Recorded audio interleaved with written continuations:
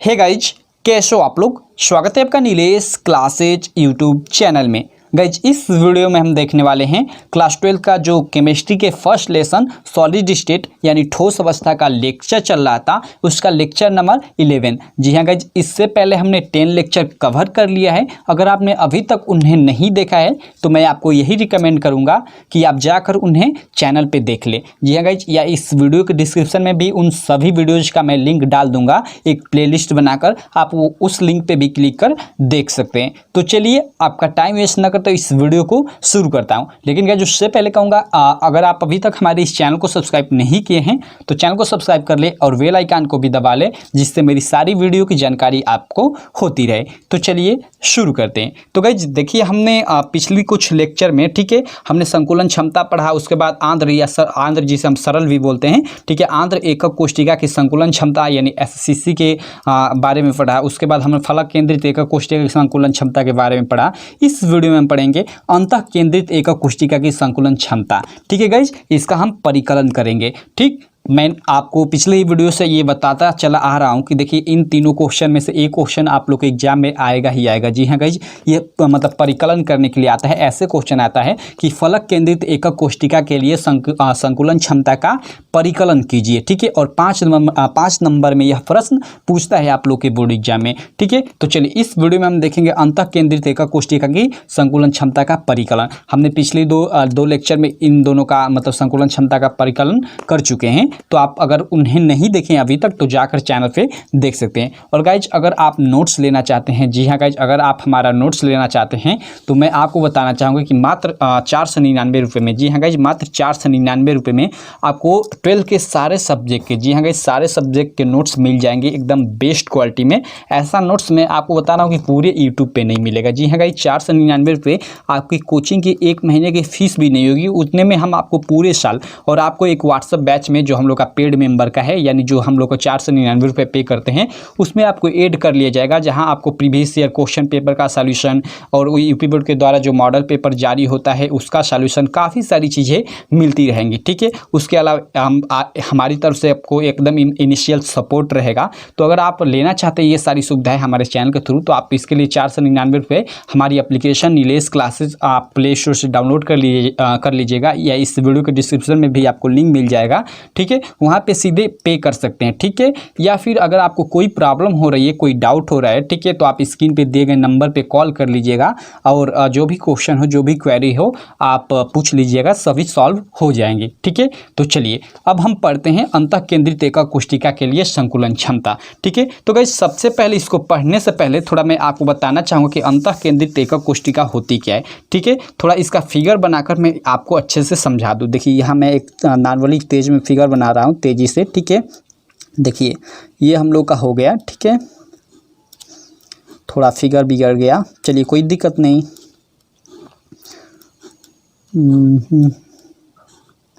Okay, आप लोग इसे देख सकते हो। देखिए, हमने पढ़ा था पिछले कुछ लेक्चर में कि जब ये हम लोग का एक घन टाइप का हो गया, जब इसमें केवल 8 कोने पे अवयकण मीन्स अणु परमाणु आयन उपस्थित होते हैं। ठीक है, ये 8 कोने पर, तो इस प्रकार जो बनी एकक कोशिका होती है उसे आंध्र एकक कोशिका एससीसी बोलते हैं। ठीक है, और जब इस पे प्रत्येक फलक पे, यानी इसमें 6 फलक है और 6 फलक है, उस पर भी एक एक कण उपस्थित हो जाए तो उसे हम क्या बोलते हैं, फलक केंद्रित एकक कोशिका। ठीक है, यानी एफसीसी। देखिए, मैं बार बार फलक केंद्रित बीच में घनीय नहीं बोल रहा हूँ, तो समझिएगा कि जहाँ एकक कोशिका आ गई उसका मतलब घनीय ही हुआ। ठीक है, तो आप घनीय बोले या ना बोले कोई दिक्कत नहीं। ठीक है, तो वो एफसीसी होती है जब 8 कोनों पे जो कण है उसके अतिरिक्त ये तो उपस्थित हो ही, उसके अलावा प्रत्येक फलक पे भी एक एक अवयकण उपस्थित होते हैं। इस प्रकार जो बनी एकक कोशिका होती है एफसीसी होती है।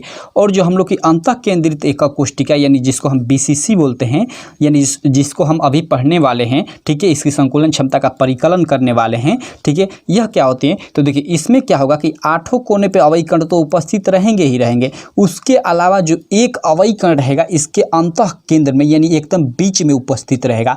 तो इस प्रकार जो बनी एकक कोशिका होती है उसी को हम क्या बोलते हैं, बीसीसी बोलते हैं, यानी अंतः केंद्रित एकक कोशिका बोलते हैं। तो आई होप आप लोग को अंतः केंद्रित एकक कोशिका क्लियर हो गया होगा। ये तो आपको पहले से ही, अगर आपने पीछे के लेक्चर देखे होंगे तो आपको क्लियर होगा। तो चलिए अब इसको मैं साइड में रखता हूँ। देखिए इसका मैंने एक यहाँ फिगर बना ली, ये हम लोग का नोट्स है। आपको एकदम हमारा जो नोट्स लेंगे इसी तरह आपको एकदम बेहतरीन क्वालिटी में आपको मिलेगा। ठीक है दोस्तों, तो आप हमारा नोट्स ले लीजिएगा मात्र 499 में। आपको केवल केमिस्ट्री का ही नहीं, physics, chemistry, math, Hindi, English सारे सब्जेक्ट का नोट्स मिल जाएगा। तो देखिए यहाँ अंतः केंद्रित घनीय एकक कोशिका का देखिए यह फिगर है। ठीक है, इस फिगर के अनुसार ही हम इसकी संकुलन क्षमता का परिकलन करते हैं। देखिए मैंने यहाँ फिगर बनाया है, 8 कोने पे एकक अवयवी कण उपस्थित है, उसके अलावा यहाँ एक अंतः केंद्र में उपस्थित है। ठीक है, अब देखिए यहाँ क्या करेंगे कि देखिए इस कण को और यह जो अंतः केंद्र में है और जो यह, इन तीनों को हम मिला देंगे इस तरह। ठीक है, उसके अलावा इसको और इसको आपस में हम मिला देंगे। ठीक है, अब देखिए आप लोग को यह कन्फ्यूजन हो रही होगी कि आपने मतलब आंतरिक एकक कोशिका जो थी उसमें इन दो, मतलब ये तो मिला ही पहले से, मतलब इन दोनों को लेकर प्रूव किया था। इसमें हम ये तीन कण है और इसी को हम लेकर मतलब प्रूव करेंगे, इसके एकक जो सॉरी संकुलन क्षमता होती है उसका परिकलन करेंगे। तो आपको यहाँ मतलब कन्फ्यूजन हो रही होगी कि जो मतलब पीछे के लेक्चर थे, ठीक है, पीछे के जो आंतरिक एकक कोशिका थी यानी जो एससीसी थी या फिर जो एफसीसी थी, फलक केंद्रित एकक कोशिका, उसमें कोई दूसरा कण मतलब कोई दूसरा कण लेकर प्रूव कर रहे हो और इसमें कोई अलग कण लेकर। तो देखिए इसमें मैं आपको बताना चाहूँगा कि इसमें लॉजिक क्या है। देखिए यहाँ मैं आपको बताना चाहूँगा जहाँ जहाँ कण उपस्थित हो उन सभी कणों को लेना पड़ेगा। ठीक है, जैसे हमने आंतरिक एकक कोशिका में क्या देखा था कि आंतरिक एकक कोशिका में केवल इन कोनों पे ही कण उपस्थित थे। तो कोनों पे कण उपस्थित थे तो हमें बीच में जाने की कोई जरूरत ही नहीं थी, केवल कोनों का कोई भी 2 कण हम ले लेंगे। ठीक है, इस तरह, और इनके बीच इस डायमेंशन ए को ले लेंगे। ठीक है, तो उसकी हम गणना आसानी से कर सकते हैं, ए और आर के बीच में संबंध निकाल सकते हैं। ठीक है, और फिर इसमें हमने फलक केंद्रित एकक कोशिका में क्या देखा था कि एक यह फलक लिया था और फलक केंद्रित एकक कोशिका में हम जानते हैं कि प्रत्येक फलक पे भी अवयवी कण उपस्थित होता है। तो इस फलक पे भी एक अवयवी कण था, तो हमने इस और यह बीच में जो था इसको हमने इस तरह ले लिया था। ठीक है, और इसी फलक को लेकर हमने ए और आर के बीच में संबंध निकाला था। ठीक है, तो इसमें हम क्या करेंगे, इसमें हम जानते हैं कि मतलब प्रत्येक कोने पर तो एक एक अवयवी कण उपस्थित होते ही है, उसके अलावा एकदम अंतः केंद्र में भी उपस्थित होता है। तो इसमें हम क्या करें, अंतः केंद्र वाला भी कण लेंगे। तो अंतः केंद्र कण लेने के लिए इसको और इसको तीनों को मतलब मिलाएंगे इस तरह, या इसको भी हम देखिए ये सीध में नहीं आएगा। ठीक है, यानी यही इसको हम ले लेंगे। ठीक है, इसको हम ले लेंगे।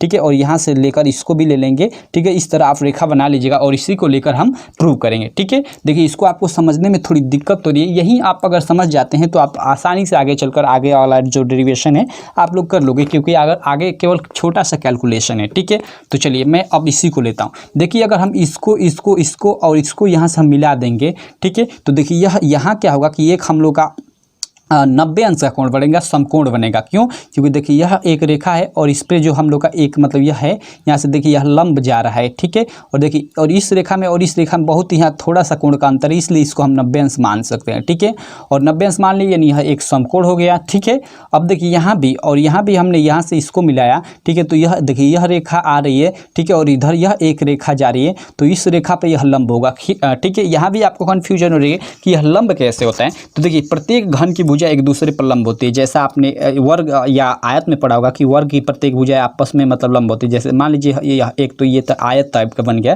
ठीक है, मान लीजिए एक वर्ग टाइप का। ठीक है, जिसकी चारों भुजा आपस में बराबर होती हैं। ठीक है, मान लीजिए यह एक वर्ग है, तो इसमें अगर कोई भी भुजा लेंगे, यहाँ का कोण लेंगे, तो देखिए इस कोण पर यह इस रेखा पर यह रेखा लंब है, यानी यहाँ का जो कोण होगा 90 अंश होगा। ठीक है, अगर यहाँ पे लेंगे तो देखिए इस रेखा पर यह लंब है, तो यहाँ का कोण होगा 90 अंश। इसी प्रकार सेम यहाँ भी यह 90 अंश है। ठीक है, यह एक रेखा, इस पर यह लंब है। ठीक है, तो यहाँ इसलिए यह 90 अंश हो जा रहा है। तो ये आपको क्लियर हो रहा है कि यहाँ यह समकोण कैसे हो रहा है। ठीक है, तो चलिए अब आगे चलते हैं। देखिए अगर हम इन तीनों कणों को ले, ठीक है, तो हम जैसा कि पीछे से ही पढ़ते आ रहे हैं, ये मतलब ये जो कण है, हम तो मतलब नॉर्मली फिगर में इसको बिंदु से दर्शाते हैं, लेकिन वास्तव में 3D पिक्चर में देखा जाए तो यह तीनों कण कुछ इस प्रकार के होंगे। ठीक है, आपस में इस तरह सटे होंगे। ठीक है, तो अगर यहाँ और यहाँ के बीच की दूरी अगर देखा जाए, ठीक है, तो कितने के बराबर होगी। देखिए ए बी जो होगी, यानी यहाँ से यहाँ तक की जो दूरी होगी वो 4r के बराबर होगी, क्योंकि इस गोले की त्रिज्या देखिए यहाँ से यहाँ तक r है, और अगर इस गोले की त्रिज्या देखा जाए तो एक यहाँ से यहाँ तक त्रिज्या और एक यहाँ से यहाँ त्रिज्या, यानी ये जो पूरा है व्यास है, यानी दो त्रिज्या हैं, ठीक है, एक यहाँ से यहाँ तक और एक यहाँ से यहाँ तक, यानी r, ठीक है। और इस गोले की त्रिज्या देखा जाए तो यहाँ से यानी r, ठीक है, यानी यहाँ r plus r plus r, r plus r, ठीक है। यानी देखिए यहाँ ए बी बराबर फाइनली बोले तो ए बी जो है, ए बी की लंबाई 4r के बराबर हो जाएगी, ठीक है। अब चलिए हम नीचे वाला फलक लेते हैं और उसके अनुसार मतलब आगे चलते हैं। देखिए ये नीचे वाला हम फलक ले लेंगे, ठीक है, जो नीचे वाला फलक है देखिए इसको मैं यहाँ इस फिगर में यहाँ दर्शा दिया हूँ, ठीक है, और इसी को लेकर हम प्रूव करेंगे, ठीक है। तो हम नीचे वाला फिगर ले लेंगे और इसके माध्यम से इसको हम प्रूव करेंगे, इसकी संकुलन क्षमता का परिकलन करेंगे, ठीक है। तो देखिए मैंने यहाँ नीचे वाला ये फिगर ले लिया है, ठीक है। देखिए ये बी है, यह डी है, यह सी है, तो यह बी डी सी, ठीक है, और यह कोण हम लोग का 90 अंश, यह कोण 90 अंश, ठीक है। और देखिए चूंकि इसकी सारी डायमेंशन आपस में बराबर होंगी, आप जानते हो कि घन में जो मतलब सारी भुजाएं आपस में बराबर होती है, ठीक है। तो यहाँ से यहाँ तक जो दूरी होगी वही सेम यहाँ से यहाँ तक की दूरी होगी, वही सेम यहाँ से यहाँ तक दूरी होगी, या फिर यहाँ से यहाँ तक सेम वही दूरी होगी। तो मान लीजिए यहाँ से यहाँ तक की दूरी मैंने ए ले ली है, ठीक है, ठीक है। तो आई होप आप लोग को यह क्लियर हो गया। अब चलिए इस फिगर के माध्यम से मैं इसको प्रूव करता हूँ, ठीक है। तो अब इसको मैं साइड में रख लेता हूँ, ठीक है, मैं आपको प्रूव कर कर एक एक चीज़ें आपको दिखाता। ओके गाइज, तो आई होप आप लोग को फिगर अच्छे से समझ में आ गया होगा, ठीक है। तो चलिए अब इसको हम प्रूव करते हैं। तो देखिए सबसे पहले हम क्या करेंगे, ठीक है, कि यहाँ देखिए, चलिए इसी पे मैं समझा देता हूँ, ठीक है। देखिए इस फलक को हमने ले लिया, ठीक है, यहाँ, ठीक है। तो हम सबसे पहले यहाँ बी डी सी में ले लेंगे, जो ये हम लोग का ये समकोण त्रिभुज है बी डी सी, इसमें ले लेंगे। तो हम यहाँ मैंने लिखा कि समकोण त्रिभुज, देखिए समकोण त्रिभुज का सिंबल है, ठीक है। तो समकोण त्रिभुज बी डी सी में, ठीक है, समकोण त्रिभुज बी डी सी में, ये हम लोग का बी डी सी, यही नीचे वाला बी डी सी में, ठीक है। ये बी सी का स्क्वायर, बी सी अब क्या हो गया, देखिए यह कर्ण हो गया हम लोग का, ठीक है। कोई भी अगर इसको आधार लेंगे तो यह लंब हो जाएगा, ठीक है, या इसको हम आधार लेंगे तो यह लंब हो जाएगा, यह हमेशा कर्ण ही रहेगा, ठीक है। तो देखिए हम यही यहाँ हमने समकोण त्रिभुज का जो हम लोग का फार्मूला होता है, कर्ण का स्क्वायर बराबर लंब का स्क्वायर प्लस आधार का स्क्वायर, सेम उसी पे कर रहे हैं, ठीक है। देखिए बी डी सी में, समकोण त्रिभुज बी डी सी में, ठीक है, बी डी सी में बी सी का स्क्वायर यानी बी सी का स्क्वायर यानी कर्ण का स्क्वायर, बी सी का स्क्वायर यानी कर्ण का स्क्वायर बराबर बी डी का स्क्वायर यानी लंब का स्क्वायर, ठीक है। मैंने इसको मान लीजिए लंब ले लिया, इसको आधार ले लिया, तो लंब का स्क्वायर प्लस आधार का स्क्वायर, सी डी लिखे या डी सी लिखे इसको, ठीक है, यानी वही कर्ण का स्क्वायर बराबर लंब का स्क्वायर प्लस आधार का स्क्वायर हो गया, ठीक है। या बी सी बराबर, अगर ये स्क्वायर हटाए तो यही कर्णी में हो जाएगा, तो ये कर्णी में हो गया, यानी बी डी का स्क्वायर प्लस सी डी का स्क्वायर हो गया, ठीक है, कर्णी में, ओके। या बी सी बराबर क्या हो जाएगा, चूंकि बी डी की लंबाई कितनी है, देखिए बी डी की लंबाई और इसकी लंबाई दोनों की सेम है, क्योंकि एक ही डायमेंशन है, और डायमेंशन जो इसमें घन में होते हैं यानी भुजाएं आपस में बराबर होती है। तो अगर यह भुजा, ठीक है, ए होगी तो यह भी भुजा ए होगी। आई होप आप लोग समझ रहे होंगे, ठीक है।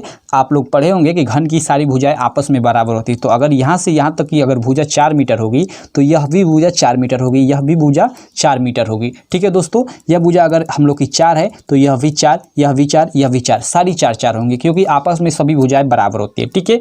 तो यहाँ हम अगर देखें तो यह भुजा और यह भुजा, अगर इसको हम ए लिए तो यह भी ए हो जाएगी, तो सेम इसका हम यहाँ मान रख देंगे, ठीक है। तो बी डी है तो बी डी का मान ए है, तो स्क्वायर है तो स्क्वायर यहाँ हो गया, ठीक है। सी डी का मान ए है, ठीक है, और इसका सी डी का स्क्वायर है तो यहाँ इस स्क्वायर हो गया, ठीक है। यानी बी सी बराबर कर्णी में ए स्क्वायर प्लस ए स्क्वायर हो जाएगा। यह कहाँ से आया, आपको समझ में आ गया, क्लियर हो गया। अब चलिए आगे चलते हैं, चूंकि ए स्क्वायर प्लस ए स्क्वायर मिलकर 2a स्क्वायर हो जाएगा, तो बी सी बराबर कर्णी में 2a स्क्वायर हो गया, ठीक है। अब इसको हम रूट से बाहर निकालेंगे, कर्णी से बाहर निकालेंगे, तो बी सी बराबर हम लोग का जो 2 है कर्णी में ही रह जाएगा, ठीक है, वो बाहर नहीं निकलेगा, और ये ए स्क्वायर यानी इसका जोड़ा बन जाएगा तो ए बाहर निकल जाएगा, ठीक है। तो हम लोग का बी सी बराबर क्या आ गया, कर्णी में 2 × a, ठीक है। यानी जो हम लोग का फाइनली जो यह बी सी का मान आया, यहाँ देखिए जो यह बी सी की लंबाई आई या बी सी का जो मान आया, ठीक है, वह कर्णी में 2 × a आया, ठीक है। तो चलिए इसको हम यहीं रहने देते हैं, ठीक है। अब इस त्रिभुज में जो हम लोग का यह समकोण त्रिभुज है बी सी ए, इसमें ले लेते हैं, ठीक है दोस्तों, या ए सी बी में, ठीक है। इसको हम बी सी ए बोल सकते हैं या ए सी बी या बी भी बोल सकते हैं। समकोण त्रिभुज बी सी ए भी कह सकते हैं या समकोण त्रिभुज ए सी बी भी बोल सकते हैं, ठीक है। चलिए इसमें हम लेकर चलते हैं आगे। देखिए अगर इसमें लेंगे, ठीक है, यहाँ देखिए, ठीक है, अगर हम इसमें लेते हैं इस समकोण त्रिभुज ACB में, तो इसमें क्या होगा देखिए आप फिगर में अगर यहाँ देखा जाए, ठीक है, यानी AB का स्क्वायर बराबर क्या हो जाएगा, यानी सेम यहाँ भी यह समकोण त्रिभुज है एक, ठीक है, तो AB का स्क्वायर यानी कर्ण का स्क्वायर बराबर लंब का स्क्वायर प्लस आधार का स्क्वायर हो जाएगा। तो अगर हम इसको आधार लेते हैं तो यह लंब हो जाएगा, या इसको आधार लेते हैं तो यह लंब हो जाएगा, ठीक है। तो आपके लेने के अनुसार है, कोई भी अगर एक मतलब इसको आधार ले लेते हैं या इसको आधार किसी तरह आप हल करेंगे तो आ जाएगा, ठीक है, मान वही आएगा, ठीक है। तो चलिए हम AB का स्क्वायर यानी कर्ण का स्क्वायर बराबर लंब का स्क्वायर प्लस आधार का स्क्वायर ले लेते हैं, ठीक है। तो हम लोग का जो ACB में जो कर्ण का स्क्वायर होगा यानी AB का स्क्वायर होगा वह AC square plus BC square होगा।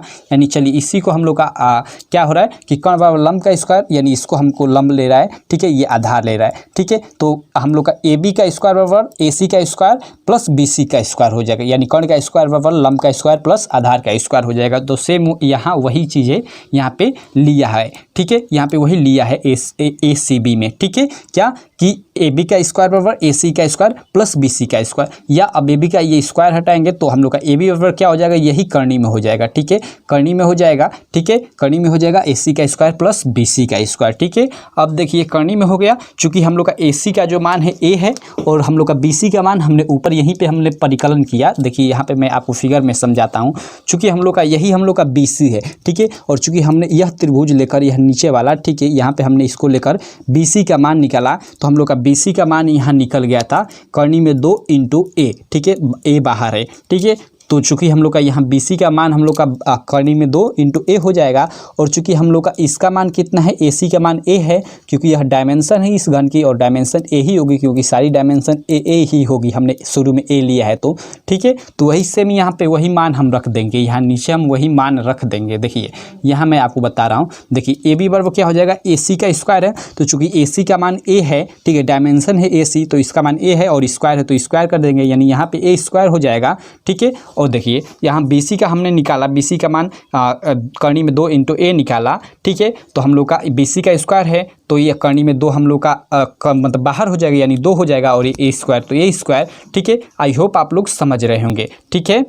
आपको क्लियर हो गया, चूंकि BC का मान कर्णी में 2 × A है, ठीक है, और चूंकि यहाँ BC का स्क्वायर है तो इसका अगर हम स्क्वायर करेंगे तो ये हम लोग का कर्णी में 2 × कर्णी में 2 यानी 1 2 हम लोग का, यानी ये 2 बनकर बाहर निकल जाएगा, और A है तो ये A स्क्वायर हो जाएगा, यानी यहाँ हम लोग का 2A स्क्वायर हो गया। तो AB बराबर हम लोग का कर्णी में A square plus 2A square हो जाएगा। तो चलिए अब आगे चलते हैं, और ये हम लोग का BC बराबर कर्णी में 2 × A या हम चूँकि दिखा देंगे, ठीक है, कि हमने BC बराबर इतना है तो उसी के जगह पे हमने ये इतना लिखा है। यहाँ क्वेश्चन में आप दिखा भी सकते हो, नहीं दिखाओगे तो भी काम चल जाएगा, कोई दिक्कत नहीं है। तो आई होप आपको यहाँ तक क्लियर हो गया होगा, ठीक है। चलिए आगे चलते हैं, देखिए आगे देखते हैं, चूंकि हम लोग का AB बराबर कर्णी में 3 × A स्क्वायर हो गया, ठीक है। तो AB बराबर अब देखिए यहाँ A स्क्वायर हो गया तो हम लोग का A × A यानी एक A बाहर चला आएगा, ठीक है, यानी AB बराबर क्या होगा, कर्णी में 3 × A हो जाएगा। चूंकि हमने शुरू में ही देखा, ठीक है, कि AB बराबर 4 आ रहे, हमने यह देखा शुरू में ही, ठीक है। तो AB बराबर 4 आ रहे, तो यहाँ AB बराबर कर्णी में 3 × A आ रहा है, यानी इधर वाला हम लोग का AB बराबर और उधर वाला भी, यानी इसको हम अगर इधर वाला एक साइड बराबर है तो इधर वाला भी साइड बराबर होगा। तो इसलिए हम लिख सकते हैं कि कर्णी में 3 × A बराबर 4R, ठीक है, हम लिख सकते हैं ना, अगर ये वाला साइड बराबर है तो ये दोनों वाले भी साइड आपस में बराबर होंगे, ठीक है। तो हम लिख सकते हैं कि कर्णी में 3 × A बराबर 4R। तो यहाँ हमने वही यहाँ पे लिख दिया है कि कर्णी में, यहाँ पे आप इस तरह लिख भी सकते हो, चूंकि या परंतु या अतः, ठीक है, ठीक है। तो हम लिख देंगे कि अतः कर्णी में 3 × A बराबर 4R, ठीक है, या A बराबर यहाँ से हम लोग का क्या निकल कर आएगा, ये कर्णी में 3 उधर जाएगा तो यहाँ गुणा है तो यहाँ आकर वट्टा हो जाएगा, यानी A बराबर क्या हो जाएगा, 4 बट्टे कर्णी में 3 × R हो जाएगा, ठीक है दोस्तों। आई होप यहाँ क्लियर हो गया होगा। चलिए अब आगे चलते हैं, हम A और R के बीच में हम संबंध निकालने में यहाँ सफल हो गए। तो चूंकि A और R के बीच में संबंध निकल गया तो अब हम आसानी से संकुलन क्षमता, इसकी पैकिंग एफिशिएंसी का परिकलन कर सकते हैं। तो हम लोग का संकुलन क्षमता का, जैसा कि आप सब लोग जानते हो, पीछे से हम लोग पढ़ते भी आ रहे हैं कि जो फार्मूला होता है वह होता है Z × 4/3 पाई R³ बटा A³ × 100, ठीक है। तो चूंकि देखिए यहाँ PE बराबर क्या हो जाएगा, PE बराबर हो जाएगा 2 × 4/3 पाई R³ बटा 4 बट्टे कर्णी में 3 R³, ठीक है दोस्तों, आई होप यहाँ ए क्यू है, तो चूंकि ए का मान 4/3 है, तो इस 4/3 हो गया और उसका क्यू है तो क्यू हो गया। ठीक है, अब देखिए इसको आप फाइनली इसको हल करेंगे, क्यू को मतलब इसको क्यू को यानी इसका 3 बार गुणा करेंगे तो ये हम लोग का 4 × 4 × 4 हो जाएगा। ये कड़ी में 3 बटा कड़ी में 3 × कड़ी में 3 × कड़ी में 3 यानी 3 कड़ी में 3 हो जाएगा, आर क्यू हो जाएगा। और ये चौक 64 हो जाएगा, यानी 64/3 कड़ी में 3 आर क्यू हो जाएगा। इसका मान आगे आप सॉल्व करेंगे तो काफ़ी झंझट होगी। ठीक है, आप एग्जाम में अगर आता है तो आपको कटाने में मतलब आधे घंटे इसका कैलकुलेशन ही आप करते रह जाओगे। उससे अच्छा है, ठीक है, कि इसका आप पैकिंग एफिशिएंसी जो होता है उसको याद कर लीजिए और यहाँ तक आने के बाद सीधे आप यहाँ 68% लिख दे कि इसकी पैकिंग एफिशिएंसी जो होगी 68% होगी। ठीक है, तो इस प्रकार आप लोग यहाँ आकर आंसर लिख देंगे तो आपका सही हो जाएगा। ऐसा नहीं होता है कि आप पूरा कैलकुलेशन ही करें। ठीक है, तो इस तरह आप इसकी संकुलन क्षमता का परिकलन कर सकते हैं। ठीक है दोस्तों, इन तीनों में यही थोड़ी मतलब कठिन है। ठीक है, तो इसको आप इस वीडियो को अगर समझ नहीं आया तो एक बार और देखिएगा। ठीक है, एक बार अपनी बुक में भी पढ़ लीजिएगा। ऐसे तो मैं बुक से थोड़ा इसको अलग तरीके से आपको समझाने की कोशिश कर रहा हूँ कि आपको अच्छे से समझ में आ जाए। ठीक है, तो आई होप आप लोगों को समझ में आ गया होगा। अगर नहीं आ रहा है तो आप एक बार और अच्छे से वीडियो देखिएगा, आपको समझ आ जाएगा। ठीक है, तो चूंकि दोस्तों इस प्रकार हमने जो तीनों प्रकार की एकक कोष्टिकाएं थी उनके लिए हमने संकुलन क्षमता का परिकलन कर लिया। चलिए यहाँ एक बार चार्ट देख लेते हैं। ठीक है, देखिए यहाँ हम एक बार चार्ट देख लेते हैं। देखिए हमने यहाँ देखिए याद रखना है आपको कि कोष्टिका एससीसी, एफसीसी, बीसीसी। ठीक है, यहाँ इनकी संकुलन क्षमता यानी पैकिंग एफिशिएंसी हो गई। यहाँ प्रभावी कण कितने होते हैं इनमें, इन तीनों का आप याद रखिएगा। ठीक है, एससीसी यानी आध एकक कोष्टिका यानी जिसको हम सरल एकक कोष्टिका बोलते हैं, इसके लिए जो संकुलन क्षमता होती है वो 52.4% होती है। ठीक है, और इसके लिए जो प्रभावी कण यानी जेड का मान होता है वह 1 होता है। ठीक है दोस्तों, वहीं जो हम लोग का जो एफसीसी होता है, जी हाँ दोस्तों आप लोग याद रखिएगा, जो हम लोग का एफसीसी यानी फलक केंद्रित एकक कोष्टिका होता है। ठीक है, उसके लिए संकुलन क्षमता 74% होती है। ठीक है, संकुलन क्षमता यानी पैकिंग एफिशिएंसी 74% होती है और इसमें प्रभावी कण का जो मान होता है वह 4 होता है, यानी जो जेड का मान होता है वह 4 होता है। और वहीं जो बीसीसी होती है जिसका हमने अभी देखा, इसका संकुलन क्षमता कितना होता है 68% होता है और इसमें जो प्रभावी कण होता है जेड यानी वह 2 होता है। ठीक है, यहाँ मैंने रखा, यहाँ बताया भी नहीं। देखिए यहाँ हमने जेड के जगह यहाँ पे 2 रखा। 2 क्यों रखा? क्योंकि इसके लिए जेड का मान 2 होता ही है। ठीक है, ये आपको याद करना पड़ेगा। हमने ये पीछे मतलब वीडियो लेक्चर जो हैं उनमें हमने देख चुका है। ठीक है, इन तीनों के लिए मतलब ये जेड का मान यानी प्रभावी कण का मान। ठीक है दोस्तों, तो यहाँ हमने जेड का मान 2 क्यों रखा? क्योंकि इसके लिए जो जेड होता है, जेड का मान होता है वह 2 होता है। हमने ये पीछे के वीडियो लेक्चर में हमने यह कवर कर चुका है। ठीक है, तो अगर आप पीछे के वीडियो लेक्चर देखे होंगे तो आपको समझ में आ रहा होगा। ठीक है, तो आई होप इस प्रकार आपको सारी चीज़ें इसमें क्लियर हो गई होंगी और हमारी वीडियो भी अच्छी लगी होगी। दोस्तों अगर वीडियो अच्छी लगी तो चैनल को सब्सक्राइब करें, वीडियो को लाइक करें और हाँ अगर आप अभी तक हमारा नोट्स नहीं लिए तो आप ज़रूर लीजिए। आपको काफ़ी बेनिफिट होगा और आपके बोर्ड एग्जाम में अच्छा मार्क अचीव करने में हमारा नोट्स काफ़ी आपकी हेल्प करेगा। तो अगर आप लेना चाहते हैं तो आप स्क्रीन पे दिए गए नंबर पे कॉल कर सकते हैं। ठीक है, और जो भी चीज़ें हैं आप पूछ सकते हैं या सीधे आप हमारी एप्लीकेशन नीलेश क्लासेस से नोट्स बाई कर सकते हैं। ठीक है, तो बस इस वीडियो में इतना ही। Thank you.